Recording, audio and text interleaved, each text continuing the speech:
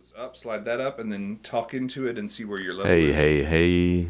So between 5 and 0. Between 5 and 0 is where you want to be. So, yeah, right around in there, so it looks good. And just kind of keep half an eyeball on it as we're talking, and once we get into the conversation, you may just want to nudge it up a little bit more. Okay. Now, if we were doing a live show, we would go back and forth to the computer, and we would do spots and underwriting messages and PSAs, Okay. but we won't be doing that during this session.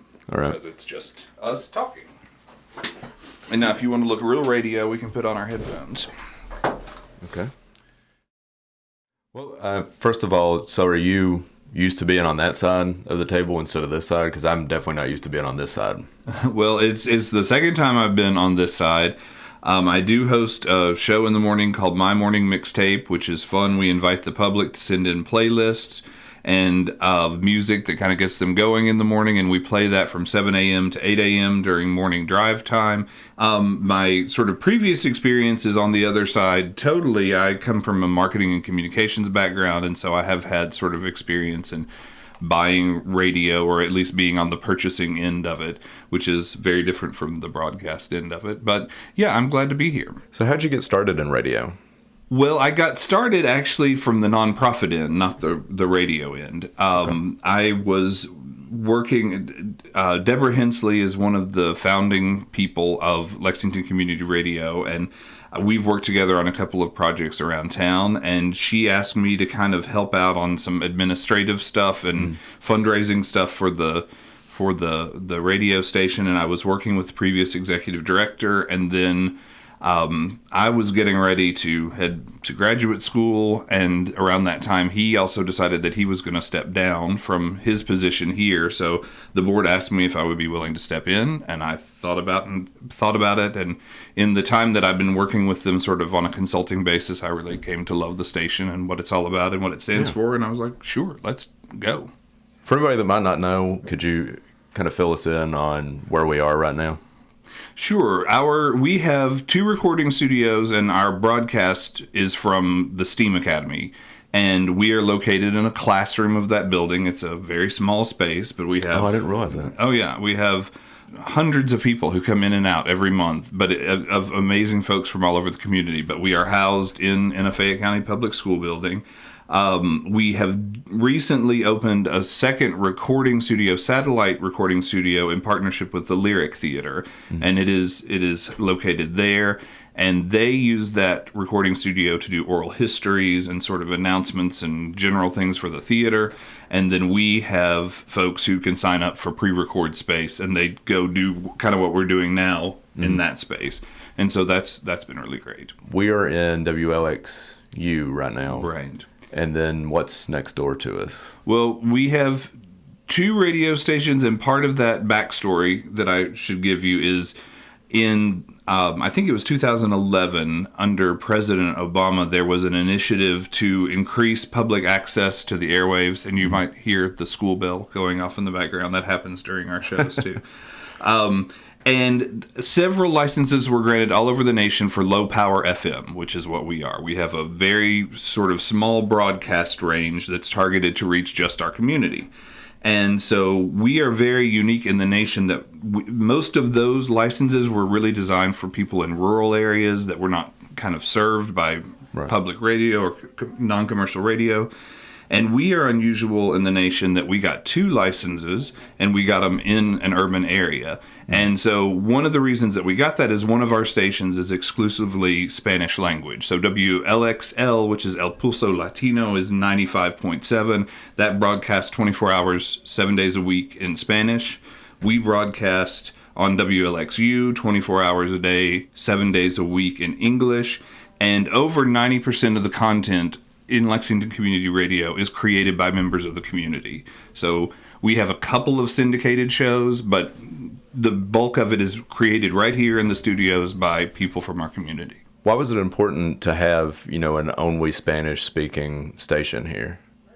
Well, it's a very underserved population, and part of our mission is to elevate and amplify voices that are not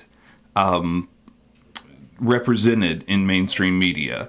And so having a media platform for Spanish speakers in our community was important and something we really wanted to do. So, Lexington Community Radio. Talk about that name. What does community mean to you? Wow. Well, it's the core. I mean, it's what makes us different from other radio stations. Mm-hmm. We are really about engaging folks in the community in conversations and discussions and activities that are about things that are important to the people in the community. The idea is to give ownership and empowerment to people, especially people who may not, in mainstream venues, have a voice or have that kind of access to media. Mm-hmm. And it also allows us to... it allows people to have an opportunity that they may not otherwise have. And we've had folks who started volunteering here who have gone on to professional broadcast jobs. Someone who worked here recently won a pretty prestigious journalism award working for, I think, the New York Times or the New York Post. Wow. I forget which one. So, and we have someone who started on our airwaves, and now they're sort of the voice of local sports in Kentucky. They cover all the high school events and just landed a gig doing all of the Lexington Legend games. So it's really a platform for people to not only express themselves but grow and learn a little bit about media and create some really interesting content. Like, you guys go out into the community. It's not just right here, because right. I've seen posts at rallies and marches and so forth where you're, like you said, engaging the community. Well, we do. Interestingly, back in the fall of 2017, we did a survey of our listeners and just asked sort of, okay, we're kind of up and running. What's not happening that you would like to hear happening on the radio? And overwhelmingly, the response was more local music, which we've incorporated. And the other aspect was local news. And so now we work with UK School of Journalism, and we have interns who create news drops for us. We will go out and interview people and have a presence at, like you said, marches and rallies and things that are important to the community. So we are giving news coverage that is not available on other stations. The other thing is we have a lot of shows that are call-in shows, so we engage the community that way. Our host will talk about topics, and we open the doors to conversations in the community. Last week, we were a part of On the Table, which was hosted by the Bluegrass Community Foundation, and we did marathon conversations on both stations live, where people rotated in and out from the community. So we constantly had people coming in and out of the studio all day long that day, having conversations about the community. It was really cool. Yeah, that's cool. So I've seen posts on your social media, pictures of community leaders in here that came in for interviews and conversations.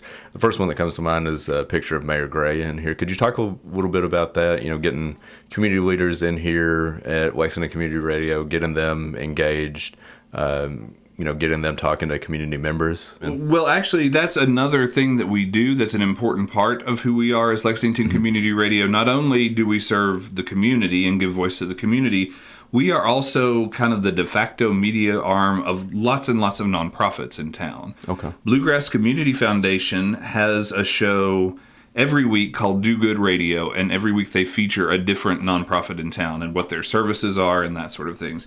And then other hosts will draw in people to have interviews, especially when hot topics are coming up in town.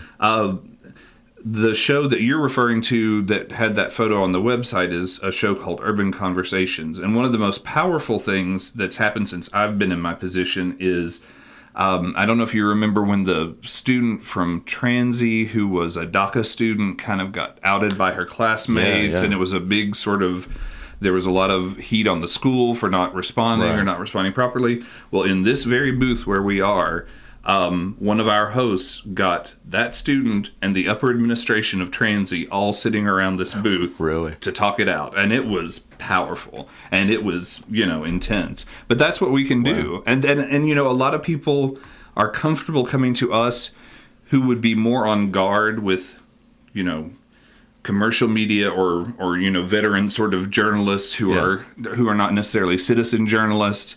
So we sometimes get insights that the mainstream media doesn't enjoy. Fair enough. Yeah. So you mentioned being a low-power FM station. Can you talk a little bit about how that affects your coverage area here? Well, it makes our broadcast coverage area extremely tight. We have about 400,000 people, I think, in our listening area that potentially at any time could be met because we're in downtown. But the entire station runs off the power of one light bulb. It's a 100-watt station, and so that's our broadcast range.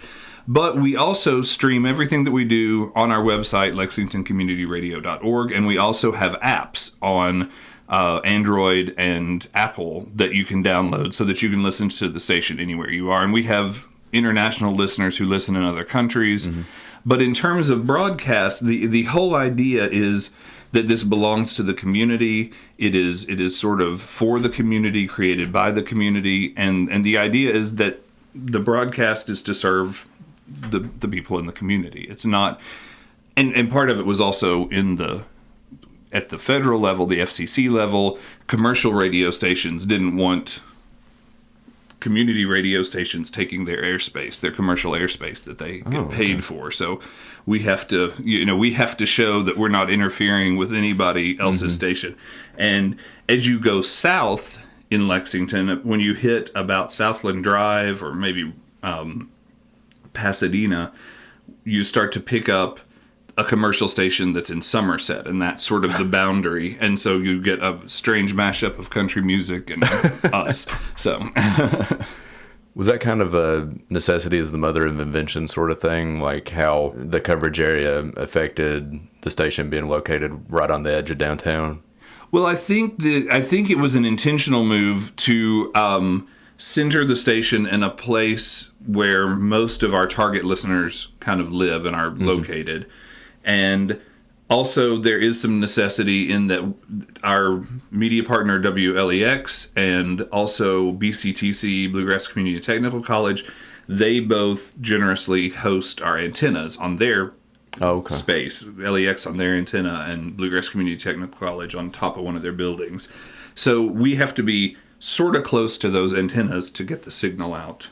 Gotcha. And about. So, we've already covered a good deal of the history of Lexington Community Radio, but why did it get started? Well, I think it was an opportunity that presented itself on a national level. And I think Deborah, one of our founders, really had a vision that it was a way to empower marginalized communities in our city to have a voice and to be able to engage in civic discourse on the airwaves.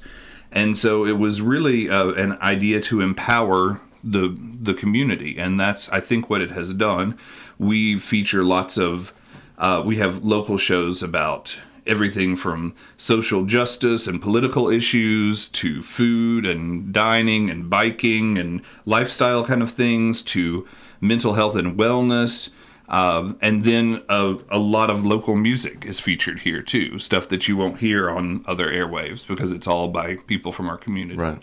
So, just to kind of wrap up, what would you, if somebody's watching this and, maybe they weren't familiar with Lexington Community Radio before, what would you want them to kind of take away from this? What do you want them to know about Lexington Community Radio?